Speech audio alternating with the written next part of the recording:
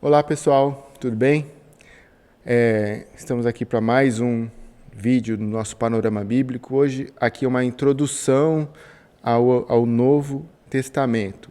Nós vamos falar dos Evangelhos também nesse vídeo ainda, né?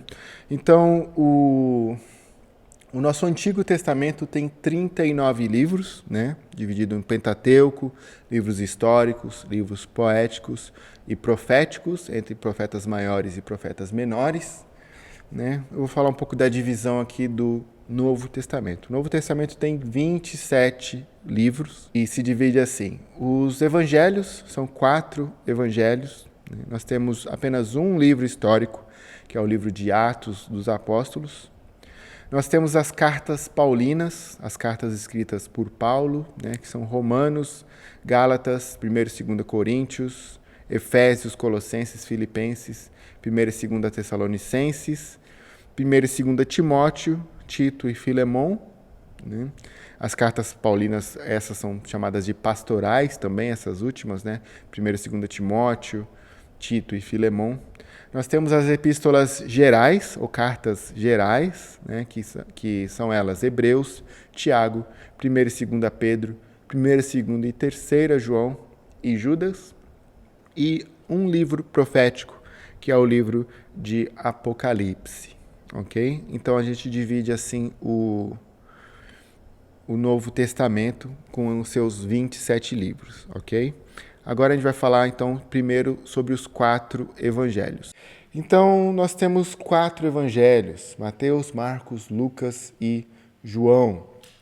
E evangelho quer dizer boa notícia, né? Boa notícia da vinda de Jesus. Agora nós temos esperança, temos um Salvador.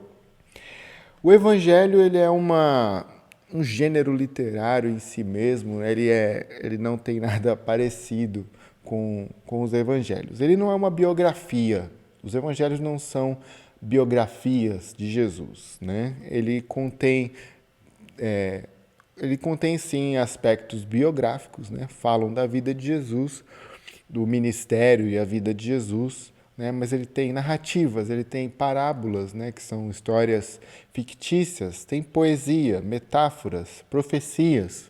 Então, os evangelhos, eles são, na verdade, um novo gênero dentro do que a gente tem dos gêneros literários da Bíblia, ok? Talvez você já tenha se perguntado por que nós temos 4 evangelhos, né? Por que 4 pessoas precisam contar a mesma história, né? E é interessante notar esses 4 evangelhos escritos, né, para cobrir aspectos diferentes da vida, da obra, do ministério de Jesus Cristo, né? Cada escritor, né, ele escreve da sua perspectiva, né, escreve para um público diferente, em um contexto diferente, né? Então, cada um deles olha Jesus de um ângulo diferente. Então, é interessante notar isso, né? E é interessante notar mais ainda como eles se completam como uma obra só, né? Então, você precisa desses 4 evangelhos para conhecer Jesus, conhecer o que nós temos sobre Jesus. Por exemplo, em Mateus, nós vemos Jesus como um rei, né? Ele apresenta Jesus como um rei. Mateus é o evangelho que tem mais conexão ali com o Antigo Testamento. Ele cita muito as escrituras do Antigo Testamento, escrito para judeus, para demonstrar que Jesus era realmente aquele quem as escrituras apontavam.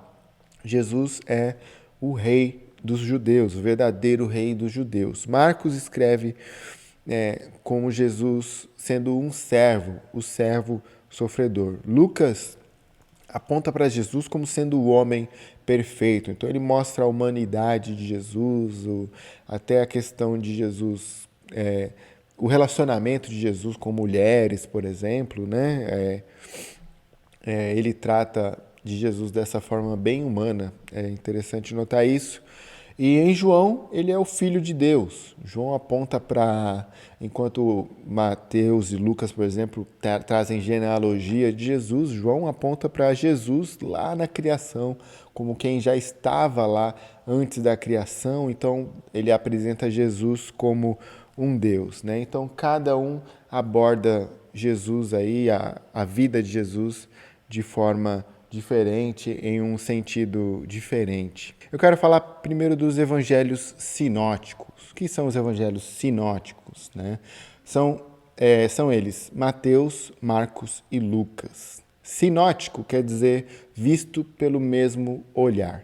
Se você notar, Mateus, Marcos e Lucas, eles são bem mais parecidos entre si do que o evangelho de João. Tá? O evangelho de João ele é bem posterior, né, do que esses três. Né? Então, provavelmente, eles consultaram as mesmas fontes, ouviram as mesmas histórias, né? E você pode ver, então, que eles têm muita coisa em comum. Né? Tem grandes partes do texto, uma boa porcentagem de cada um é comum entre si. Tem uma parte que é comum entre os três, tem uma parte que é comum entre Marcos e Lucas, entre Mateus e Marcos, entre Mateus e Lucas, né? Você tem essas porcentagens aí de textos em comum, então eles são evangelhos mais parecidos entre si, né? Eles contam a mesma história, mas ainda de perspectiva diferente, mas você vê que são histórias em comum. E João, ele é diferente desses porque ele conta a história de uma perspectiva diferente, né? Lembrando que desses 4 autores, né, apenas Mateus e João são apóstolos, aqueles que andaram com Jesus. Apesar de que Marcos provavelmente consultou a Pedro. É muito provável que o evangelho de Marcos tenha sido de autoria, vamos dizer assim, indireta, autoria indireta do apóstolo Pedro, né? Mas Marcos é o autor, mas provavelmente ele ouviu as histórias de Jesus, ele ouviu de Pedro, certo? Então, vamos falar um pouquinho mais sobre cada um deles. O evangelho de Mateus, a gente pode...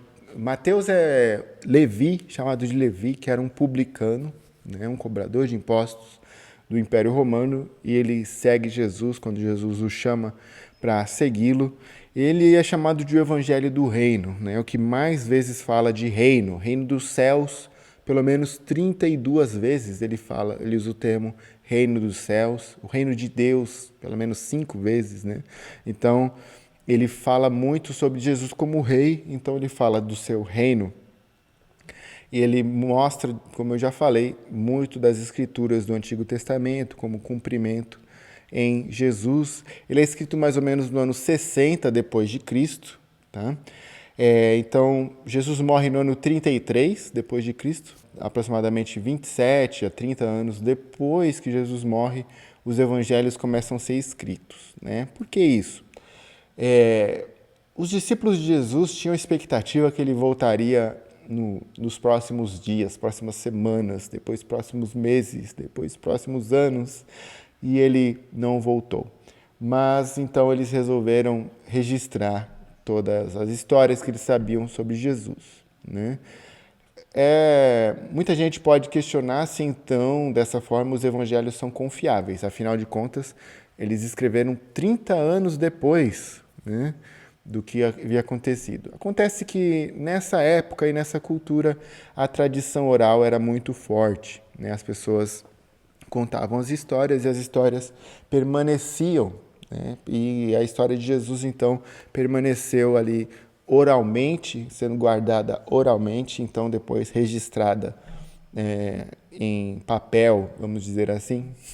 Então, nós podemos confiar que o evangelho que nós temos é inspirado e é confiável, né? Então, ainda sobre o evangelho de Mateus, né? Ele é o evangelho do discurso, né? Ele registra ali alguns discursos de Jesus, principalmente o Sermão do Monte, que está em Mateus 5, 6 e 7.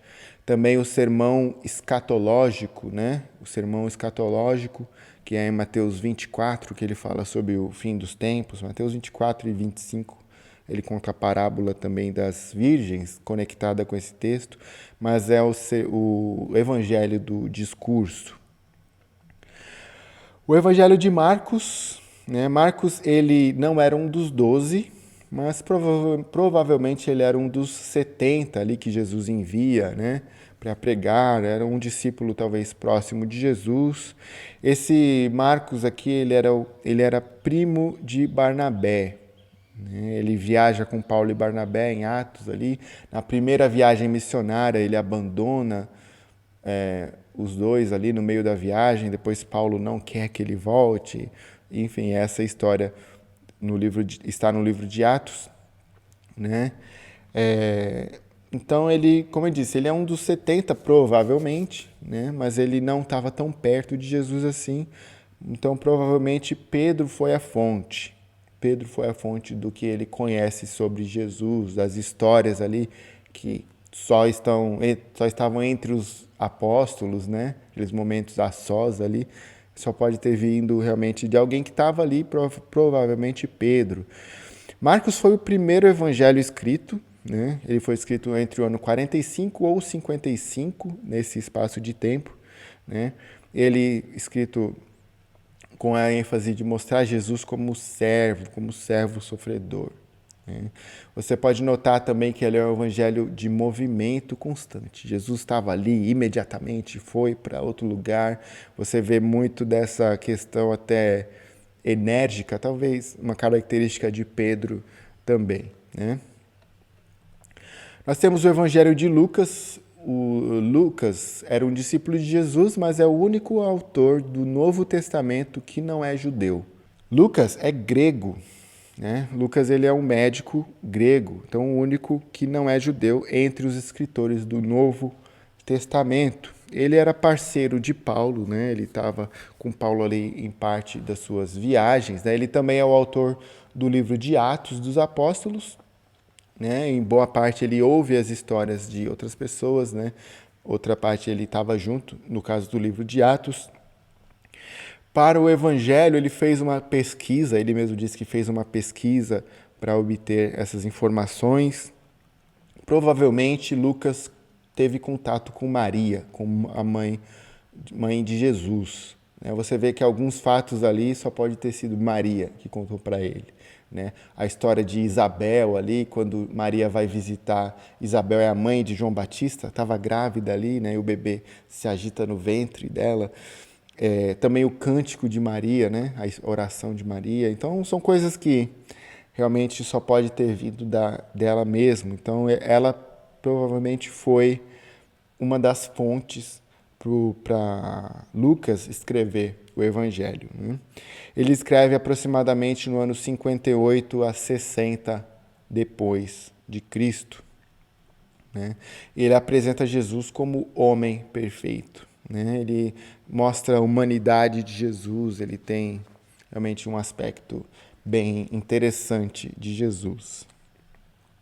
E agora o Evangelho de João, Então, diferente dos sinóticos, Mateus, Marcos e Lucas, João ele tem um estilo diferente, como eu disse no princípio. Ele aponta para Jesus na criação, ele apresenta Jesus como Deus, como Filho de Deus, como Deus verdadeiro. Ele foi escrito provavelmente no ano 90, entre 80 e 90 depois de Cristo. Ele foi que escreveu bem mais tarde, assim, E ele é uma estrutura bem interessante. Ele tem 7 sinais de Jesus, Jesus fez muitos milagres, como ele mesmo diz, mas ele escolheu 7 milagres para falar sobre Jesus. Ele traz 7 declarações eu sou sobre Jesus ali conectadas com alguns desses milagres.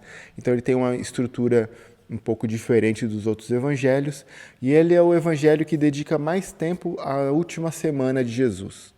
Então, a partir do capítulo 13 ali, quando Jesus lava os pés dos discípulos, ali já é os últimos dias, os últimos dias de Jesus, e do 13 até o capítulo 21, falando dos últimos momentos de Jesus, da morte e ressurreição.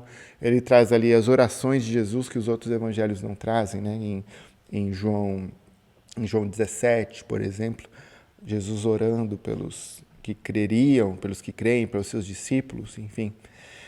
Então ele traz uma perspectiva diferente de Jesus, Então Esses são os evangelhos que mostram então a vida, o ministério de Jesus, né? Os evangelhos, eles juntos, né, são a parte mais importante da Bíblia, né? Porque se você tirar os evangelhos, toda a história da redenção, toda a história que a gente falou do Antigo Testamento até aqui, nada teria sentido, né? Sem Jesus, nada faria sentido, não é verdade?